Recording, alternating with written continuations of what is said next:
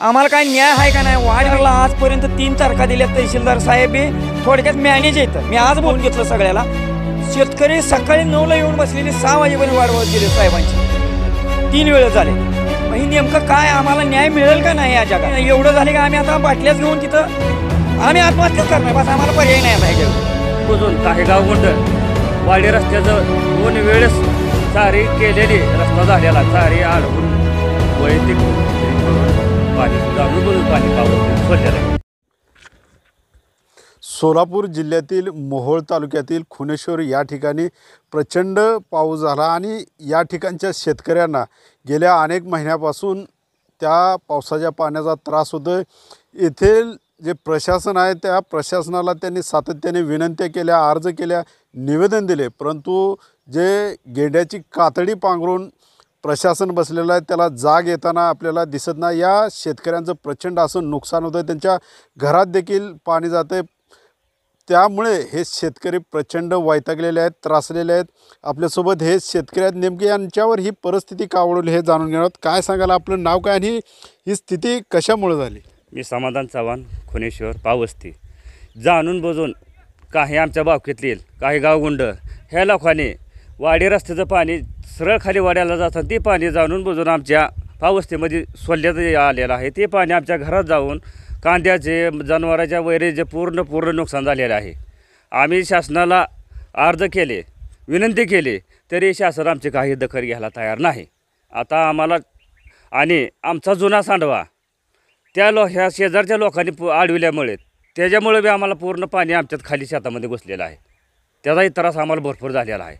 वैयक्तिक त्या वाडी रस्त्याचं पाणी, दुसरा बांबेडे रस्त्याचं पाणी, त्या 2 रस्त्याचं पाणी आमच्या शिरापूर रस्त्याला येऊन आमच्या शेतामध्ये घुसून पूर्ण म्हणजे असं राहायलासुद्धा आम्हाला परिस्थिती अशी नाही. जनावर कुठं बांधायला येत नाही. आमचे लहान पोरं आहेत, त्यांना बसायला जागा नाही. ह्यांच्या हातापायाला घाण पाण्यानं जाऊन पूर्ण असे जखमा झालेल्या आहेत. त्यामुळे एवढं आम्हाला असं परिस्थिती आमची निर्माण झाली आहे. इथनं आम्हाला कोणीकडे तर निघून जा वाटायला लागले. असं एवढं लोकवस्ती आहे इथं.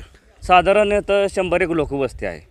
ह्या सगळ्या लोकांना असा त्रास व्हायला लागला आहे पाण्याचा आणि जाणून बुजून केलेला आहे. आणि ह्याच शासन काही दखल घेणार असा आता आम्ही पर्याय करणार आहोत. शासन का दखल घेत नाही त्यांच्याकडेच आम्ही आता बघतो. शासन का दखल घेत नाही, काय चाललं या शासनाचं? झोपा काढते का काय करते येऊन? त्याला जाऊन आम्ही वडत आणणार आहे शासनाला इथं. असं आमचं डोकं हल्लं इथल्या लोकांचं सगळ्याचं.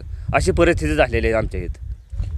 काय सांगाल तुम्ही? आता जास्त नागरिक या ठिकाणी राहतात. काय सांगाल तुम्ही? आता गेल्या अनेक दिवसापासून येथे राहताय, तर कधी ही परिस्थिती ओढवली? ह्या वर्षीच असं झालेलं आहे. जुन्या वहिवाटी बंद करून इकडे जे पाणी सोडलेलं आहे त्याचा खूप त्रास म्हणजे इथल्या लोकांना सहन करावं लागतं आहे. वरनं तर पाणी इकडं सोडलेलं आहे, पण आणि इथं जे पाणी पुढे सांडवा अडवला त्याच्यामुळं वरनं पाणी सोडलं आणि खाली बंद केलं. त्यामुळे इथलं पूर्ण जे मळा जी आहे, पवाचा मळा, त्याचं पूर्ण नुकसान झालेलं आहे. काय सांगाल तुम्ही? किती वर्षापासून ही स्थिती आहे? हे जवळजवळ 6 महिने झाले. ह्या लोकांनी इथनं पहिली जुनी वहिवाट होती साहेब. तेव्हापासून हे पाण्याची पूर्ण जायची वहिवाट होती आणि वर बी लोकांनी बांधा अडवून सगळे पाणी आमच्याकडे सोडून दिले. ती रोडला जाणारं खाली लेंडीला जी पाणी जात होतं ती सरळ जात होतं खाली, ती पाणी इकडं अडवून इकडं आमच्याकडे सोडले सगळं पाणी. आणि हे बघा साहेब आमच्या घरांमध्ये चला तुम्ही, आता सध्याला कमरे एवढं पाणी आहे. हे आम्ही कसं जगायचं सांगा आम्हाला तुम्ही. का आत्महत्या करू दे एकदा सांगा, म्हणजे आता तुमचं तरी योग्य वाटेल तुम्हाला. सरकारला कसं वाटतंय सांगा. ही आम्हाला काय न्याय आहे का नाही? वाढ बी ह्यात होतं, पाणी बी होतं, लोक जात होती येत होती. ह्या लोकांनी आमच्या संग सगळं हे वितंगवाद घातला निष्कारण. काय तहसीलदारकडे गेला? चल काय म्हणले? तहसीलदारला आजपर्यंत 3 तारखा दिल्या तहसीलदार साहेब थोडक्यात मॅनेज येतं. मी आज बोलतो तुम्हाला, कारण 3 तारखा देऊन आजपर्यंत तहसीलदार साहेब इथं आले नाहीत. आम्ही इथं जेवढे नोटीस दिलेत तेवढे एकाही शेतकऱ्याला इथं थांबवून घेतलं सगळ्याला. शेतकरी सकाळी 9ला येऊन बसलेले 6 वाजेपर्यंत वाढवत गेले साहेबांची. 3 वेळ झाले. मग ही नेमकं काय आम्हाला न्याय मिळेल का नाही या जगात? का आम्ही आता एवढं झाले का आम्ही आता बाटल्याच घेऊन तिथं आम्ही आत्महत्याच करणार. बस आम्हाला पर्याय नाही आता ह्याच्या पुढं. महिला आहेत, शाळेची विद्यार्थी आहेत, लहान मुलं आहेत, तर त्यांना कसा त्रास होतो? भयंकर त्रास. पाण्यातनं साहेब जावं लागतंय. कमरेतल्या गुडघ्यातल्या लहान लेकरं कशी जायची शाळेला? वाई लेकरं लहान आहे ते कसं जाय साहेब सांगा बरं तुम्हीच. ही गंभीर परिस्थिती आहे साहेब. शासनाने ह्याची दखल घ्यावी. आम्हाला एवढं बेकार परिस्थिती आहे की आम्ही जगणं मरणं मुश्किल झाले आमचं. आम्ही जगावं का मरावं हे आम्हाला वाटायला लागलं आता. आता एखादं आजारी पडलं तर कसं जाता येतं यातून? काय असं जायचं, उचलून घेऊन जायचं ह्यातनं त्यातनं, कसं तरी गाडीवर धुळी करून न्यावं लागतं एक वेळेस. काय करायचं, विलाज नाही. शासनानं आमची ही दखल घेतली पाहिजे साहेब. काय सांगाल तुम्ही? पाण्याचा खूप त्रास होतो इथं. पहिले पाण्याची वहिवाट असताना ती बंद केली आहे आणि वरून पाणी खाली पूर्ण वाड्याला जात असताना ती बी जाणून बुजून आडवून पाणी इकडं पाववस्तीमध्ये सोडलं आहे. आणि पाणी इकडं सोडलं ती पुढची वहिवाट पाण्याची वाटायची असतानाही त्यांना पुढच्या लोकांना काय त्रास नसतानाही त्यांनी ती वाट बंद करून घेतली, तुमच्या गटातून पाणी सोडा म्हणून. त्यामुळं आमच्या शेतामध्ये पाणी भरपूर थांबलेलं आहे, घराला पाणी लागलेलं आहे. घरांमध्ये पाणी आहे सगळे. सगळे पूर्ण शेता पाण्यामध्ये आहेत. कांद्याची रोपं गेली, ती मका गेले, त्या डास चिलटं सगळं गुरं बांधायला येत नाहीत. कितीही त्रास, सगळं किचकिच झालेले पूर्ण ह्याची. आम्हाला सगळ्याला त्रास आहे त्यात. किती लाखात नुकसान असेल या पिकांना? हे लाखाचा मोजता येत नाही साहेब. आता हे जर पूर्ण जर काढलं तर हे लाखात नाही मोजता येत. 15,000ची रोपं आहेत की.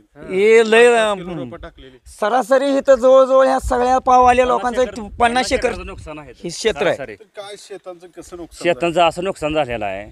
आम्हाला म्हणजे जनावर सगळ्यांना गाय आहेत, शेतकरी पूर्ण शेतकरी वर्ग आहेत. वैरेचं वाटवळ आहे, जनावराला वैरण नाही टाकायला.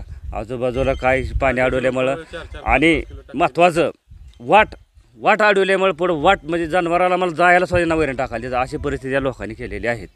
आणि जाणून बुजून काही गावगुंड वाडी रस्त्याचं 2 वेळेस चारी केलेली, रस्ता झालेला चारी अडवून वैयक्तिक हे करून पाणी जाणून बुजून पाणी पावस्तीला सोडलेलं आहे. म्हणजे 2 रस्त्याचं पाणी 3ऱ्या रस्त्याला पाणी आणलेलं आहे. म्हणजे त्यांची अशी परिस्थिती ह्यांनी चालवली आहे सगळ्यांनी. तर आणखीन काय शेतकऱ्या, तर काय सांगाल ही असं एकंदरीत ही परिस्थिती निर्माण झाली तर कसं राहताय, कसं जगताय? मी सुरुवातीला मे महिन्यात 28 तारखेला अर्ज दिला होता तहसीलदार साहेबांना आणि सार्वजनिक बांधकाम 1 आणि 2ला. चाऱ्यामुळं चाऱ्यातनं पाणी घालवलं नाही. चाऱ्याची म्हणजे पुलाची तोंड अडवली होती. पुलाची तोंड अडवून जी वाडी रस्ता, खुनेश्वर वाडी रस्ता आहे, त्या रस्त्याला जवळजवळ आतापर्यंत ती पाणी वड्याला जात होतं. आवर्जून ह्या लोकांसाठी जी आपदा, म्हणजे इथं एक 30-40 घराची म्हणजे घर आहे, ती रावटी आहे, इथं आपदा उठवायची म्हणून वरनं पाणी 296 गट नंबरमध्ये सोडलं. ती बी आमच्याच म्हणजे ह्याच्या माणसाचं म्हणजे त्रास, त्याला बी त्याचं बी नुकसान व्हावं आणि तिथून पाणी इकडे खाली येतं, ह्यांना सगळ्याला त्रास व्हावा म्हणून सडकची गटार जाणारी नीट म्हणजे वड्याला पाणी जातं येईल. कुणाच्या शेतात नाही ना, कुणाच्या शेताच्या कडेला नाही. आणि ज्यानं अडवलं आहे त्या म्हणजे 296मधील शेतकऱ्यांना अर्ज दिला आहे, नावं घालून अर्ज दिला आहे, तरी त्याच्यावर अजून कुठलीही प्रकारची कारवाई नाही. किंवा ती गटार, अडवलेली गटार म्हणजे शेतात पाणी सोडलेलं, ती बंद करून वड्यालासुद्धा पाणी सोडलं नाही. ती पाणीसुद्धा इथंच येते. ती पाणी जवळजवळ 50% पाणी आहे इथं. आता तुम्ही बघताय कशी परिस्थिती चालू आहे. जुनी म्हणजे ही वाट आमच्या म्हणजे आम्हाला कळत नाही असं 100 वर्षापूर्वीपासून ही वाट होती. इथून वाट अडवल्यापासून पलीकडले, इथून पलीकडची शेती म्हणजे पडागच आहे. कुठल्याच म्हणजे कोणी त्यांना पर्यायी रस्ता नाही, काय नाही, त्यांची शेती पडाग आहे. आणि त्या वाटेबरोबरच इथं सांडवा होता, तो सांडवा अडवला. आता पाण्यानं कुठं जायचं? काय नुकसान होते आणि काय यात स्थानिक राजकारण वगैरे आहे का? हे राजकारणच आहे. आमची ग्रामपंचायत कालची सप्टेंबरला झाली. ही वाट अडवली म्हणजे तोडली फुडली. आमच्याकडे व्हिडिओ आहे, फोटो आहेत, त्या तारखेनिशी निघतात. ही वाट बरोबर म्हणजे 1 महिनाभरानं ग्रामपंचायतचं इलेक्शन झालं की ही वाट अडवली.